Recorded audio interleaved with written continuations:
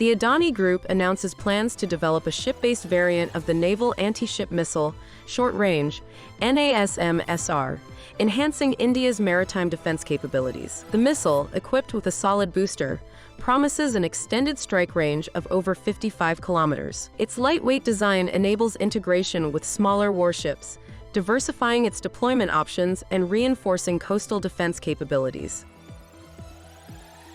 The Indian Air Force is set to enhance its electronic warfare capabilities with the Signal Intelligence and COMJAM aircraft project. Spearheaded by DRDO's CABS, the SCA integrates SIGINT and COMJAM, offering real-time intelligence, AI-powered emitter tracking, and disruptive communications capabilities. Nearing Defense Acquisition Council approval, it marks a significant leap in India's electronic warfare prowess.